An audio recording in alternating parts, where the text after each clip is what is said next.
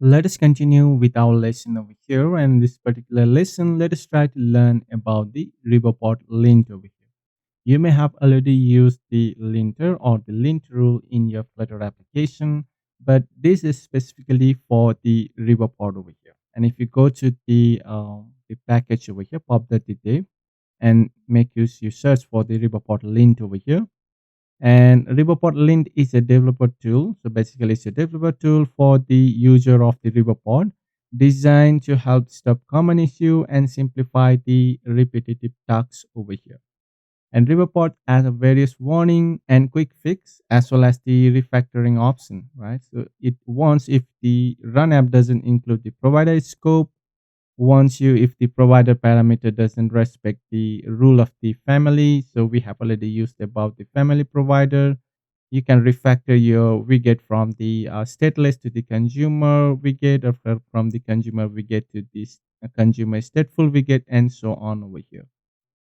So make sure to go and read the documentation over here, because you can see it's really a lot of the things over here, and it's really a comprehensive the guide they have provided over here. So let's go down to the installation section over here. We need to add the custom lint and then the Riverpod lint to our deb dependency over here. Let's go to the pubspec.yaml file. And if I go over here, you can see that I have added the custom lint, and also I'll enable the Riverpod lint over here. And you can just go and search it from this particular, or grab it from here and add the dependency to your deb dependency over here. So after that, I'll just go and run the Flutter pub-get over here to get the dependency. So once we are done with that one, we are good to go. So it enables that particular Riverpod lint over here, or it grabs the dependency for that one. And if you go to the problem for now, currently you see that we do not have any of the lint error currently over here. And let's go to the next option, would be to go to the analysis option. And what we need to do is we need to add or enable the custom lint. So just copy this one from here, and let's go and add it below over here. And that should be good enough. So that should enable the custom lint for us over here. And you can see now, once we enable it over here, once we enable this, you will see that we got the warning over here. Generated provider should only depend on the another generated provider. So that is what we are getting it. So you can just go over here. This is the one that we are getting. So this is a generated the Riverpod provider, and it depends on the another provider, which is of the WebSocket provider. That doesn't it's not a generated one. So it's a manual provider that we have created previously.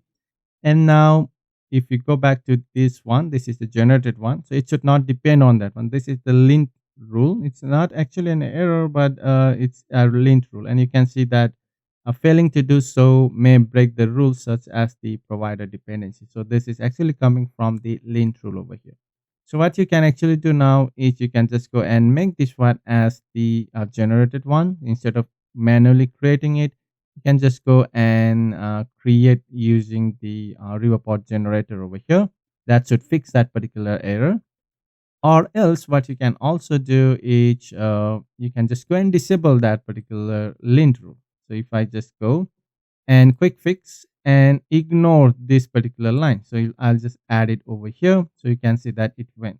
I can disable the lint rule over here as well, if you don't want to go and refactor that particular code as well.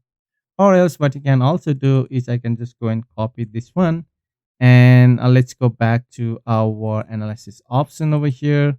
And here, as mentioned over in the documentation, what we can do is if you go to enable and disable the lint rule over here, we can actually go and add this custom lint and copy this one and paste it over here.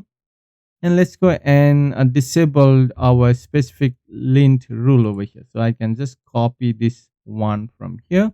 Let's go back over here, and I'll just go and add this one to, okay, so let's just go and add it below over here. And I'll just go and say this one has to be of the false. So I just want to go and disable that particular rule over here. And now I can just go and remove this one from here. So I just don't want to add this here. It should be done from our the analysis option over here.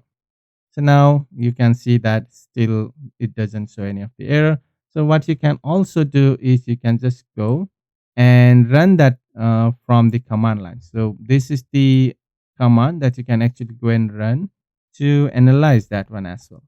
Similar to the Flutter analyze. So let's say FLU to the Flutter ANALYZ to analyze. This is also the default Flutter analyzer rule that it runs, right? No issue found. And I can just go and run the another one, which is from the custom lint or the Riverpod lint that we can run dot run custom lint, and you'll go and it can go and run. So let's wait for this one to complete over here. And now you can see that there is no issue. And if we set it to be of the true, then that should give us the warning over there. Let's go and run it one more time. And here we got that same particular the warning over here. And also we have the missing provider scope set it to be false, which basically means if you go to here, we have the provider scope, and currently it's set it to false. So if I go and remove this one from here, remove this particular widget, and let's go over here, and I'll just go and set it to be of the true over here, or I can just go and comment out this one by default. So let's say if it is not there, so it should be enabled by default as well. So if I go and rerun the custom lint rule over here, it should give me a 2 now warning over here. And as you can see, we got the 2 issue that is coming from the provider scope missing widget, as well as for the generated provider should not depend on it should only depend on the another generated provider. So you can easily just go and enable and disable the lint rule for your Riverpod over here. That's pretty cool. And let's go back to our main.dart file and just bring it back over here. We require that one. We should not remove that. So that is, I just wanted to show you how the custom lint rules works over here. And once we have added that, what we can actually do also is let's just go to this screen. And I guess we have the screen over here, which is a status screen, which is of the stateful widget over here. Now you can just go and click over here, and it added the option for us to convert to the consumer widget, as well as you can convert it to the consumer stateful widget. So this is also coming from the Riverpod lint rule over here that we have enabled. So I can just go and say that this is the stateful. So I'll just go and convert it to the consumer stateful.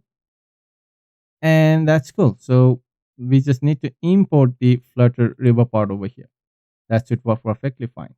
So if you want to go and change it back to the state of full, that's cool. So it works perfectly fine. So depending on your requirement, right? So if you want to change from the stateful to the like stateless, or from stateless to the consumer state or consumer widget, or the consumer stateful widget, that should be pretty easy. Refactoring your code. And make sure to go and read out the documentation. They have the pretty good documentation over here. So good and bad and all of the stuff over here. So that's all for this particular lesson. And we learn about the Riverpod lint and how it is useful and how you can use it in your application. So we just need to add it to the dev dependency and configure our analyzer or the analysis option. And you can also go and not only use the custom lint, you can just go and use the default linter over here as well. So LINTR linter, if you have used this one previously. So you can also just go and use it is as a normal linter rule as well over here. So depending on your requirement, choose which one to use, or either you can just use the both of this over here. So that's all. And let's meet up in the next one. Till then, have a great day.